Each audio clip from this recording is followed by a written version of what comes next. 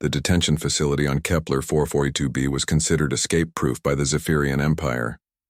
Built into the planet's crystalline mountains, it had held the galaxy's most dangerous criminals for over 3 centuries. Commander Marcus Chen was the first human to ever set foot inside its walls. The Zephyrians had captured him during the Battle of Proxima Station, where his tactical brilliance had nearly turned the tide of their invasion. Now, they wanted to break him, to extract every piece of strategic knowledge from his mind before putting him on display as a trophy of their conquest. Warden Crixtal observed the human through the energy barrier of Cell Block 7. The creature sat cross-legged on the floor, eyes closed, breathing steady. For 17 days, Marcus had endured their most sophisticated interrogation techniques: neural disruptors, memory extractors, pain amplifiers that could drive a Zephyrian insane within minutes. The human had simply smiled through it all. "Fascinating species," muttered Guard Captain Veltar as he joined the warden. His 4 arms crossed in a gesture of bewilderment. "Our xenobiologists said they were primitive, but this one's mental fortitude is unprecedented." "It matters not," Crixtal replied, his translator converting the clicking sounds of his native tongue. "The High Command wants results. Increase the intensity." What the warden didn't realize was that Marcus had been studying them just as intently as they studied him.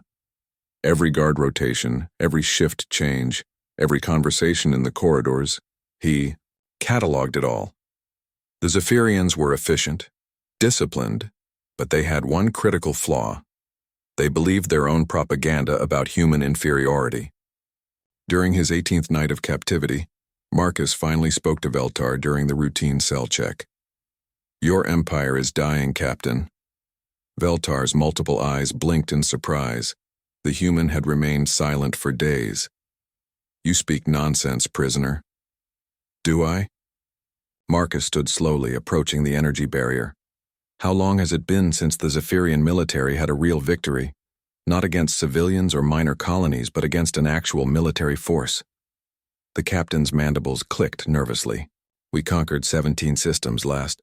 "Abandoned mining outposts and agricultural colonies," Marcus interrupted. "Your fleet hasn't won a major engagement in 40 years.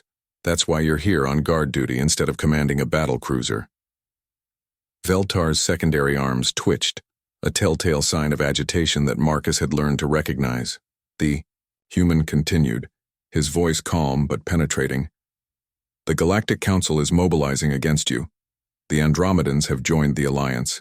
Your supply lines are stretched across half the galaxy, and your recruitment numbers are down 60% from a decade ago." Marcus smiled.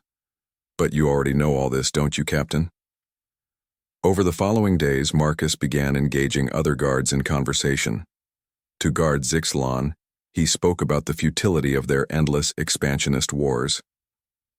To Communications Officer Threx, he discussed the technological stagnation that came from conquering rather than innovating. To each guard he offered a different perspective, tailored to their individual doubts and fears. The human's words were like seeds planted in fertile ground. The Zephyrian military machine was built on absolute obedience, but it couldn't silence the growing whispers among the rank and file. Marcus had identified something the High Command refused to acknowledge. War fatigue was setting in across their forces. 3 weeks into his imprisonment, Guard Nexavira approached his cell during her night shift. She was young for a Zephyrian, barely past her molting stage with the bright azure coloring that marked her as ambitious. "Human," she said quietly. "What you said about the resource shortages. How did you know about the mining station rebellions in the Outer Rim?" Marcus had guessed, extrapolating from overheard conversations and observed supply patterns, but he didn't tell her that. Instead, he leaned forward conspiratorially. "Information is the most powerful weapon in any war, Nexvira. Your commanders hoard it, keep you in the dark because knowledge makes soldiers question orders." "Questioning orders is treason," she replied, but her voice lacked conviction. "Is it treason to want to survive? To wonder why you're fighting for an empire that treats its soldiers as expendable?" Marcus gestured to the sparse detention facility around them. "Look at this place. Half the equipment is falling apart. The food processors are from the last century. and I'd bet you haven't received a pay increase in years." Nexvira's silence confirmed his suspicions. By his 4th week, Marcus had created a network of sympathizers among the guards. He didn't ask them to rebel. That would have been too direct, too dangerous. Instead, he planted ideas, encouraged critical thinking, and most importantly, he listened to their frustrations. The breakthrough came when Veltar arrived for his shift to find 3 guards absent from their posts. They had simply walked away, disappearing into the crystalline caves that honeycombed the mountain. Within hours, 2 more guards followed. "This is your doing," Warden Krixtal accused, standing before Marcus's cell with a plasma rifle in his primary hands. "All I did was talk," Marcus replied calmly.